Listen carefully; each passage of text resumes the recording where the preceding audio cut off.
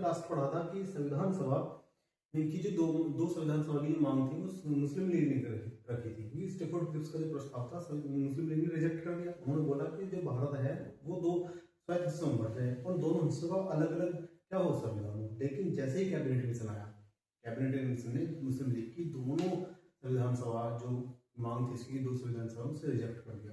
अब बात करें साथियों, आज हम संविधान का निर्माण जो एक चैप्टर है उसके बारे में पढ़ेंगे कि संविधान का निर्माण कैसे हुआ। संविधान का निर्माण होने से पहले उसकी क्या मांग थी उसके बारे में पढ़ेंगे, यानी कि उसका थोड़ा सा इतिहास, जब उसका निर्माण हुआ उससे पहले इसके इतिहास, क्या क्या बात हुई, किस तरह से मांग रखी, क्यों बनाया गया। कहते हैं कि कोई भी चीज़ होती है उससे पहले उसका एक इतिहास होता है, वो चीज़ किस तरह से बनी, कुछ क्या क्या बातें हुई।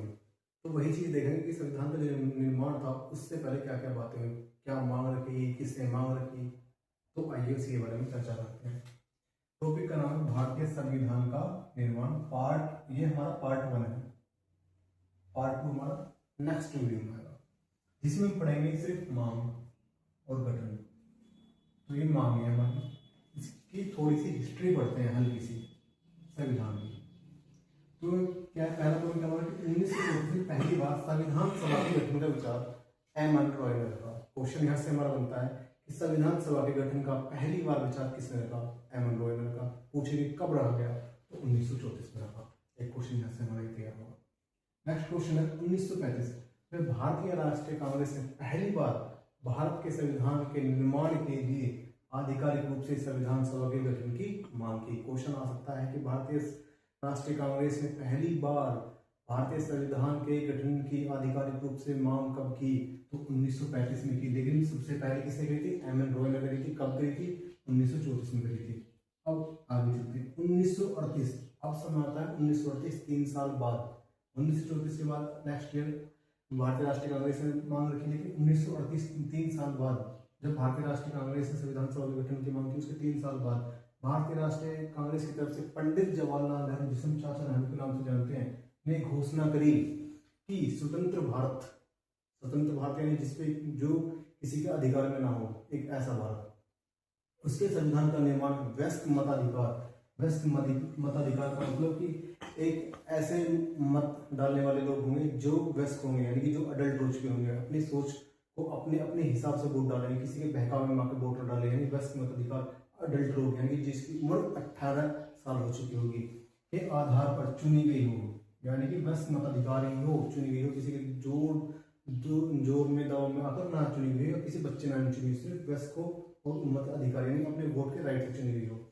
संविधान सभा द्वारा किया जाएगा और इसमें कोई भारी हस्तक्षेप नहीं होगा, यानी कि जो संविधान सभा है उसमें भारी हस्तक्षेप नहीं होना चाहिए, वो सिर्फ व्यस्क मताधिकार पर होना चाहिए। ये घोषणा किसने करी? भारतीय राष्ट्रीय कांग्रेस की तरफ से करी पंडित जवाहरलाल नेहरू ने 1938 में। और इनकी इसी घोषणा को 1940 के अगस्त प्रस्ताव के नाम से जाना जाता है। देखिए कि नेहरू जी की इसी मांग को सन 1940 के अगस्त प्रस्ताव के नाम से जाना जाता है। क्वेश्चन बन सकता है कि अगस्त प्रस्ताव को किस नाम, अगस्त प्रस्ताव जो किसने दिया? तो पंडित जवाहरलाल नेहरू ने दिया। कब है अगस्त प्रस्ताव? 1940 में। क्या था कि एक संविधान सभा का निर्माण होगा जिसमें जो होगा वो व्यस्क मताधिकार यानी अडल्ट जो होंगे वही अपने वोट राइट से के आधार पर चुनाव करेंगे उसका।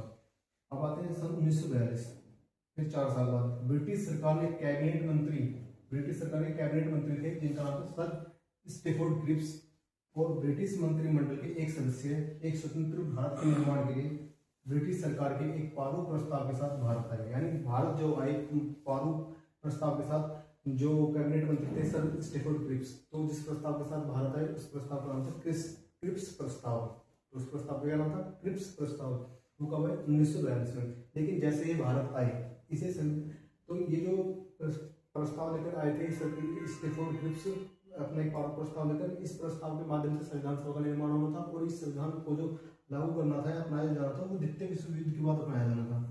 लेकिन क्या हुआ? मुस्लिम लीग ने इसे पूरी तरह से खारिज कर दिया। उन्होंने बोल दिया कि नहीं, हम इस प्रस्ताव को नहीं मानेंगे, बल्कि हम एक ऐसा प्रस्ताव आना चाहिए जिसमें दो अपनी अलग अलग संविधान सभाएं हों। यानी क्या बात थी कि इस प्रस्ताव को मुस्लिम लीग ने अस्वीकार कर दिया, क्योंकि मुस्लिम लीग की मांग थी कि भारत में दो स्वैत हिस्सों में बढ़ जाए, जो भारत था वो 2 भागों में बढ़ जाए और दोनों भागों की अपनी अपनी अलग अलग संविधान सभाएं हों। मुस्लिम लीग का ये प्रस्ताव था, इसलिए उन्होंने स्टेफोर्ड क्रिप्स का जो प्रस्ताव था, क्रिप्स प्रस्ताव जो कि 1942 में आया, उसको अस्वीकार कर दिया, क्योंकि जो मुस्लिम लीग थी वो चाहती थी भारत के दो टुकड़े हो और दोनों टुकड़ों का अपना अलग अलग एक संविधान हो। लेकिन क्या होता है उसके बाद, क्रिप्स प्रस्ताव को तो कर दिया, उसके बाद क्या होता है, इसके बाद ब्रिटिश सरकार ने देखा कि क्रिप्स प्रस्ताव को अस्वीकार कर दिया मुस्लिम लीग ने, तो उसके बाद उन्होंने एक प्रस्ताव और भेजा, जिसका नाम था मिशन, एक मिशन भेजा, जिस कैबिनेट मिशन, एक प्रस्ताव के साथ एक मिशन भेजा गया, जिसमें कुछ लोग थे, कैबिनेट मिशन भेजा, और कैबिनेट मिशन ने जो मुस्लिम लीग की जो मांग थी कि भारत दो भागों में बट जाए और दोनों भागों का अपना अलग अलग एक संविधान हो, इस मांग को उन्होंने ठुकरा दिया। उन्होंने इस मांग को पूरी तरह से ठुकरा दिया कैबिनेट मिशन ने कि संविधान सभा की मांग कि मुस्लिम लीग ने जो मांग रखी कि भारत के दो हिस्से हों, दोनों हिस्सों के अलग अलग संविधान हो, इस मांग को कैबिनेट मिशन ने पूरी तरह से ठुकरा दिया। अब बात करते हैं संविधान सभा के गठन के बारे में। हमने भी पढ़ा था इतिहास, किसने मांग करी, सबसे पहले मांग एमएमआई, फिर किसने करी, जो राष्ट्रीय कांग्रेस ने करी 1935 में, फिर जवाहरलाल नेहरू ने 1938 में, 1938 की जो ये घोषणा थी, इसी को 1940 का बेस्ट प्रस्ताव मान लिया गया। फिर 1942 में सर स्टेफोर्ड क्रिप्स आई, जो कि संविधान सभा के आरोप प्रस्ताव को लेकर आए, जिसे द्वितीय विश्व युद्ध के बाद अपनाया जाना था, लेकिन मुस्लिम लीग ने उसे रिजेक्ट कर दिया, क्योंकि वो मुस्लिम लीग चाहती थी भारत के दो हिस्से और दोनों हिस्सों का अपना अलग अलग एक संविधान हो। लेकिन उसके बाद फिर कैबिनेट मिशन आता है, कैबिनेट मिशन क्या करता है, मुस्लिम लीग की इस मांग को पूरी तरह से ध्वस्त कर देता है, उसे ठुकरा देता है। अब बात करते हैं संविधान सभा के गठन के बारे में कि इसका गठन किस तरह से होता है, ये इतिहास में पढ़ लिया। तो अभी हमने पढ़ा था संविधान सभा की मांग, तो संविधान सभा में किसने मांग रखी, कब रखी, ये पढ़ा था, कौन सा मिशन आया, किसने रिजेक्ट किया, ये पढ़ा था। हमने लास्ट पढ़ा था कि संविधान सभा की जो दो संविधान सभा की मांग थी वो मुस्लिम लीग ने रखी थी, क्योंकि स्टेफोर्ड क्रिप्स का जो प्रस्ताव था मुस्लिम लीग ने रिजेक्ट कर दिया। उन्होंने बोला कि जो भारत है वो दो स्वयं हिस्सों में बट रहे हैं और दोनों हिस्सों का अलग अलग क्या हो संविधान हो। लेकिन जैसे ही कैबिनेट मिशन आया, कैबिनेट मिशन ने मुस्लिम लीग की दोनों संविधान सभा जो मांग थी इसकी, दो संविधान सभा उसे रिजेक्ट कर दिया। अब बात करते हैं संविधान सभा की गठन की, तो बात करते हैं कैबिनेट मिशन भारत का आया। तो कैबिनेट मिशन जो भारत आया, जिसने मुस्लिम लीग की मांगों को रिजेक्ट किया, दो इस तरह के भागों की दो अलग अलग संविधान सभाएं, उसको किसने रिजेक्ट किया, कैबिनेट मिशन ने रिजेक्ट किया। ये कब आया, ये आया 24 मार्च 1946 को। क्वेश्चन बहुत ज्यादा महत्वपूर्ण बन जाता है कि कैबिनेट मिशन कब आया। तो कैबिनेट मिशन आया 24 मार्च 1946 को, भारत आया। इस मिशन के द्वारा सुझाए गए प्रस्तावों के तहत नवंबर 1946 में संविधान सभा का गठन हो गया। यानी कि बात करते हैं, क्वेश्चन बनता है कि संविधान सभा का गठन कब हुआ। संविधान सभा का गठन हुआ नवंबर 1946 में हुआ। किसकी सिफारिश से हुआ, कैबिनेट मिशन की सिफारिश से। कैबिनेट मिशन कब आया, कैबिनेट मिशन आया 24 मार्च 1946 को। और आपके जब कैबिनेट मिशन आया तो कैबिनेट मिशन में कौन कौन लोग थे, कितने सदस्य थे, तो कैबिनेट मिशन में 3 सदस्य थे। कौन कौन थे, कैबिनेट मिशन में 3 सदस्य थे। लॉर्ड पैथिक लॉरेंस, यानी कि जो कैबिनेट मिशन था उसके एक अध्यक्ष थे जिसका नाम था लॉर्ड पैथिक लॉरेंस, दूसरे थे सर स्टेफोर्ड क्रिप्स, और तीसरे जो थे उनका नाम था एबी अलेक्जेंडर। यानी कि बात करें क्रिप्स मिशन इसकी कैबिनेट मिशन की, तो कैबिनेट मिशन भारत 24 मार्च 1946 को आया। जैसे ही भारत आया, इसने मुस्लिम लीग की जो दो संविधान सभा की मांग थी उनको रिजेक्ट कर दिया और अपने दिए गए सुझाव के तहत नवंबर 1946 में संविधान सभा का गठन कराया। ठीक है, तो कैबिनेट मिशन में 3 सदस्य थे, लॉर्ड पैथिक लॉरेंस जो कि अध्यक्ष थे, सर स्टेफोर्ड क्रिप्स, और तीसरे थे एबी अलेक्जेंडर। बात करते हैं संविधान सभा की कुल सदस्य। तो संविधान सभा की जो कुल सदस्य संख्या थी वो 389 होनी थी। जो संविधान सभा थी, एक सभा जो थी उसमें जो कुल सदस्य कितने बैठे उस सभा में, उसकी जो एक फिक्स रखी थी 389 होनी है। कोई बात नहीं, 389 होनी थी। ये बहुत इंपॉर्टेंट क्वेश्चन बन जाता है कि संविधान सभा की कुल सदस्य संख्या कितनी होनी थी, तो 389 होनी थी, जिसमें 296 सीट 296 सीट जो थी ब्रिटिश भारत यानी कि क्योंकि जो भारत था पूर्ण रूप से स्वतंत्र नहीं था, तो उस जो पूर्ण रूप से स्वतंत्र भारत नहीं था, तो उस भारत को हम ब्रिटिश भारत बोलते थे, क्योंकि वो उस पर अभी तक भी राज अंग्रेजी शासन था, तो इसलिए उस भारत को ब्रिटिश भारत बोलते हैं।